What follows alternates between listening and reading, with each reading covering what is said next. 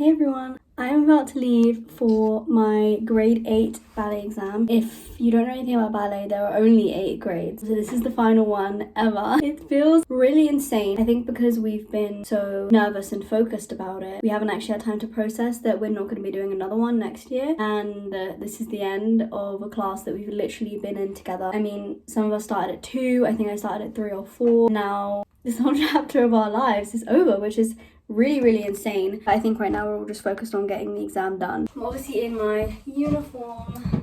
Oh my god, I can't forget my skirts. They're hanging on the door over there. Snacks, water, my film camera because I really like to take a little post-exam film picture. Shoes, obviously, my slippers and my character shoes. A bunch of hair stuff because we have to have a specific bun. My friend is there right now actually waiting for me to do my hair for me. I'm so happy. These are my skirts. It's time to go. I don't really know if this is going to go into a specific vlog or not. I just felt like it needed to be documented.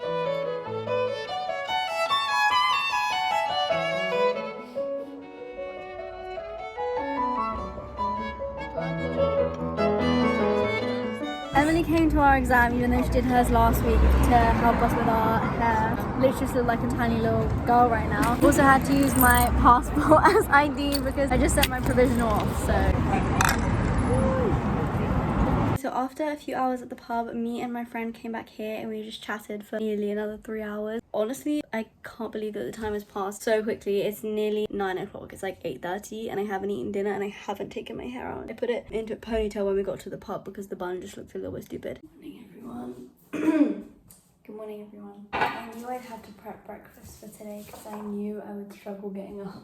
Before I went interrailing, I was the easiest early riser. Easily fall asleep at 10:30, wake up around 8. But the traveling and staying up until 3:30, I guess because we did that for 3 weeks, now I'm really struggling to get to sleep early and wake up early. So today I'm going out in the morning and I got up at 9:15 and it was tricky. I could have slept for so much longer. So I made some chocolate protein overnight oats. I'm just adding this espresso chia pudding. Add some yogurt and banana. New yogurt is literally the most satisfying thing ever. Yes, I'm going to Notting Hill, which weirdly, considering how popular it is and how often I'm in London, I literally only been there once when I was really young. I actually watched Notting Hill for the first time ever last night. It was quite good, but I feel like because it's so well known, nothing surprised me and nothing really affected me. I can imagine watching it knowing nothing would have been really good. Like I can imagine why it's so acclaimed. Yesterday was kind of the first day where I was able to fully relax. And the reason is because when I finished my exams, I had my driving practical very soon after. So that was the next hurdle, which I passed, by the way. I passed first time. If you watch my videos, you know that I dreaded every single lesson. So I'm so happy that I passed. And then I had interrailing. And then when I got back from that, I had my ballet exam, which was on the 14th, which you saw. My ballet exam was the final hurdle. And now I can finally just sit back.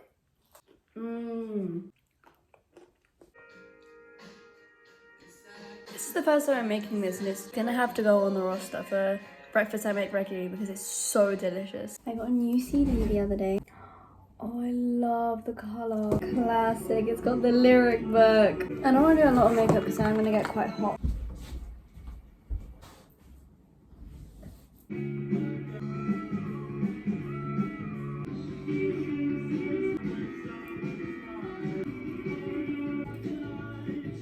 I had another top option that would be a bit less all black moody outfit, but for some reason I've been really attached to this tank top. The last couple of days I just keep reaching for it. It might be because it's a hand-me-down from my sister and I miss her. I'm defo running late, so let's go. I am a little bit late, I should have probably known, but luckily it's not that hot yet and there's still a breeze, so I shouldn't arrive too hot and bothered. It's this kind of situation that annoys me about the fact that I have a license but not a car, because how easy would it be right now for me to just pop down to the station? But no, I'm here speed walking, licensed but carless.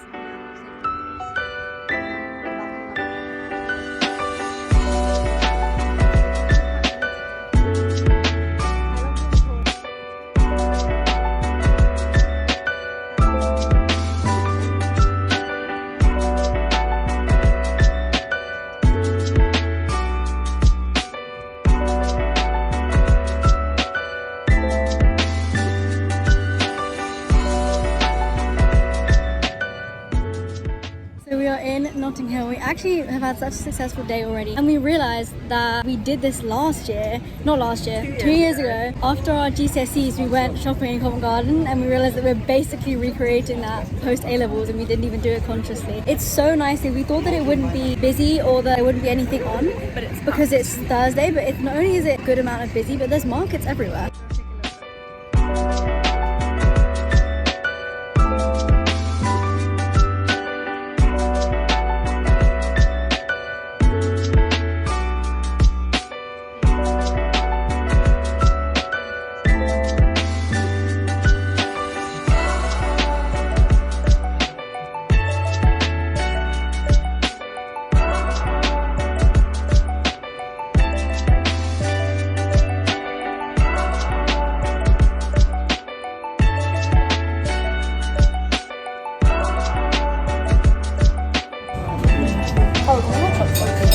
I'm offended. Really good. Have some more. Please do, it's so good. Hello. So hey girls, it's late in the morning. I just spent the last hour trying to practice the single French braid. The reason I've done double is because that's something I actually know how to do, and I just needed to remind myself that I am good at some things. I literally did it 10 times, but it was so much fun. That's one of the things that is my mission for the summer. I have a couple missions. One of them is to learn how to do the single French braid. The other is to learn, well, not learn how to cook, but essentially learn how to cook. I can follow a recipe, sure, but I want to go to uni assured in my chef abilities. I want to buy a cookbook and work through it. The other thing is, well, I want to add to my novel, but I also don't want to put pressure on myself to add to my novel, so I don't know if I should say that or not, but secretly I want to add to my novel. I'm feeling very pumped right now because I just got to a video that I added to my watch later when I was in the trenches of study leave and exams, and I finally worked my way down to watching them, and I'm trying to get into the swing of relaxing without having to justify it, because obviously when you're studying you have to be decisive about what you do in your breaks because you have so little of them, but now it's just one giant break, so it's really difficult to decide what to do or to feel like I can just relax when I haven't done any work. It's been 3 days since my ballet exam, which I called my final hurdle. I just want to clean the rest of my room now. I think we have a viewing in the afternoon, so I want to be out for that. I got a new top yesterday and I really want to wear that. I think I'm going to clean, have lunch, and then I'm gonna put that top on. I'm gonna go to a cafe.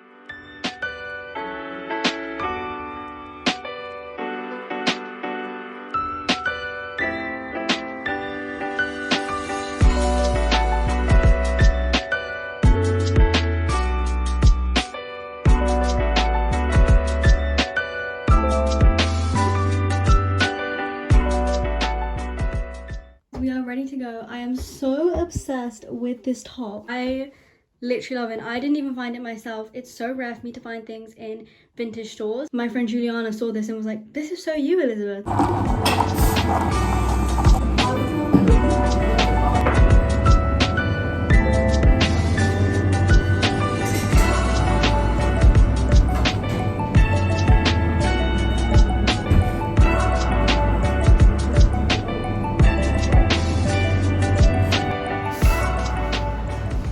I just filmed the interrailing tips video and messaged my sisters, and I was looking at trains to Bath as well because I think I'm going to visit my sister next month. I don't think I'm going to go out again today, so I am going to change out of my flipping adorable outfit into some comfy clothes, and then I'm going to get on with the rest of my really fun to-do list. Good morning everyone. I'm wearing the same top as yesterday and some jeans. It's supposed to be a little bit cooler today, which I'm so happy about. I don't know exactly what I'm doing for the second half of the day, but for this morning, because there's viewings, I needed to get up early and go out. I plan to probably go to the Waterstones Cafe because that's a really nice place to be. I really like to work surrounded by books.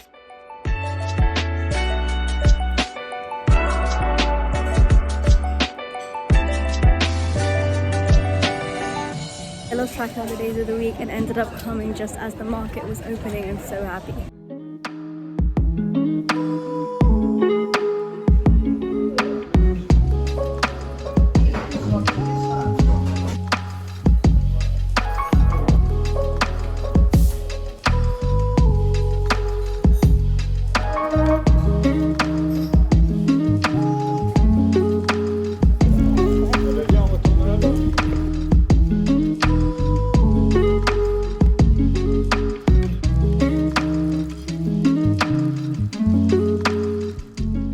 was out, I had a late family lunch and I got home from that just after 5. When I got home, I read a bit of my book and then had the best nap I've ever had in my entire life. It was magical. Now I just got out of the shower. I'm gonna make a tea, bake something, maybe watch something.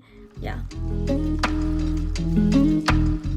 Do this segment on interrailing because a couple of people asked me to do a video on it. I didn't want to do an entire video on it because I've only been on one trip. I'm not an expert. I'm just gonna tell you guys what I think might be relevant, and if you have any more questions then you can pop them in the comment section. I guess the first thing that comes to mind is prep and packing. Just pack minimally, bring things that go with multiple other things rather than bringing lots of separate outfits. And also if you have dresses, those are very much ideal because instead of an outfit being 2 items of clothing, it's just one for that whole day. That means packing less and packing lighter, which is good. I'd also say if you're going in the summer, if it's not scheduled to rain, don't bring a rain mat or an umbrella. I know that online it says never take the risk, but you really don't want to be carrying that dead weight around. Invest in mini toiletries or just little bottles. I had little plastic pouches which were even lighter that I put shampoo, conditioner, body wash and lotion into 4 of those. Don't forget to bring a little medicine bag. So I had a little plastic bag that was in one of the front pockets of my rucksack that was kind of easily accessible. It had paracetamol, antihistamine, and blister plasters, travel sickness tablets if any of you get motion sick. I brought quite a few of everything just in case for everybody. If you're staying in hostels, you will need a padlock. It tends to be storage lockers under your bed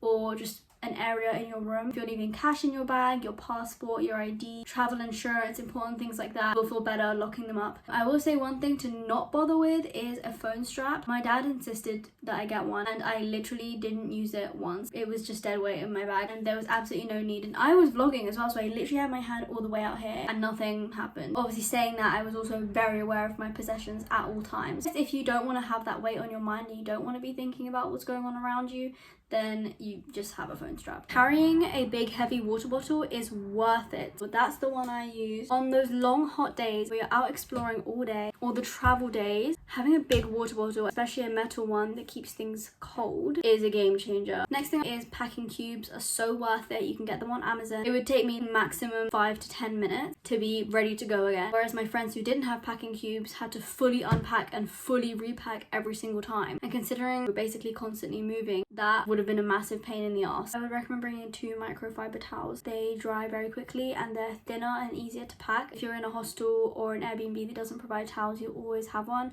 And if you're going to a place that includes pools or beaches, then you have one for the pool and one for the shower. Next, we're going to talk about accommodation. If you're going solo or just anything that's under 4 people really, I'm not sure this segment is going to be useful to you because I think as a group of 5, what was cheapest and best for us would be very different to what it would be for 1 or 2 people. So saying that, I'm going to get into it. I would recommend doing a mix of hostels and Airbnbs. I think the really important and fun thing about hostels is that there's that really good social element of loads of other young people who are traveling, and it's a really fun part of the trip to be able to mingle with all those people, have loads of interactions with strangers. I think hostels are invaluable for that really. But I think if we were to do hostels for the whole 17 days, that would have taken us out, which is why I recommend a mix. Airbnbs, they're nicer, they're cleaner, more spacious, and they work out cheaper because you're making your own meals. When we were in a hostel, we had to go out and buy food for breakfast, lunch and dinner, whereas when you're in an Airbnb, you can go out, do one shop and then have food in the fridge for all of those meals. You end up spending literally a couple of euros on food for the next couple of days. And another thing that I think is great about Airbnbs is the opportunity to cook and eat dinner together at the table. Some absolute core memories were made during those evenings. It's just great. I think everyone should do that. If you are going to do both, then I would say the way we did it, our order was perfect. Hostels for us first 3, and then from Budapest onwards we were in Airbnbs. We kind of started off full of adrenaline, beginning of the trip in these hostels which were a little bit chaotic, and then the second half of the trip you get to come home to a nice, cool, spacious apartment. You can just flop on your own bed and you can eat home cooked meals with your friends. I think that worked out really well for us and I highly recommend doing things in that order. In terms of timing, we stayed 2 nights in every place apart from Budapest and Nice where we stayed for 3 nights. And the way we arranged our trains was we would usually have one in the morning or mid-afternoon going to a place, and then we'd be arriving at the next place that evening. It meant that we always had the first half of the day in that one city, and then we'd end and have the evening and dinner in the next. It really maximised our time in every place. Make sure that when booking, if there is an option to reserve your seats, take it. It tends to be only a couple extra euros and it's so worth it. There were people on some of our 6 to 8 hour trains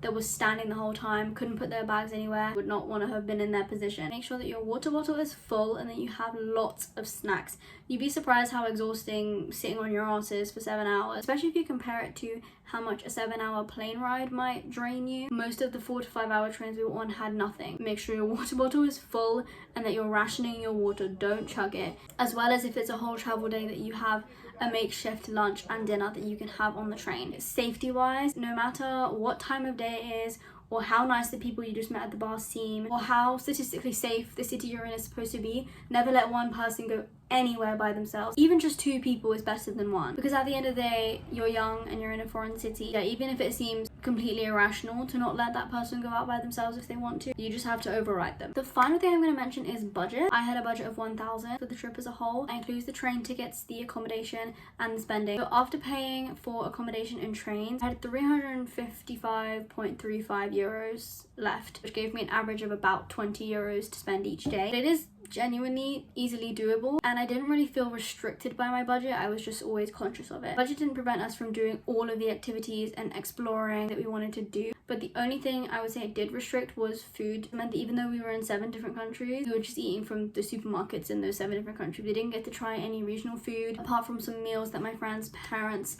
very generously paid for. Most meals we would get some bread, cheese, ham and a bag of salad, and we would have sandwiches. But also don't think that when you've calculated that you need to spend 20 a day, that if you spend 30 you're done for, because it does average out. Minimum amount I spent was 9 euros. The most I spent in a day was 33 euros. I ended up actually having 40 euros left at the end of it somehow. I spent an average of 18 euros a day. I would say if I didn't write everything down, I wouldn't have been able to do that. In my notes app, I literally had exactly what I bought and how much it cost and the total at the end of each day for every single day without fail. Even if it was a few pennies, I was exact. So that's everything I have to say for interrailing tips. I would recommend watching some more seasoned travelers videos on this kind of thing, and I hope this was helpful.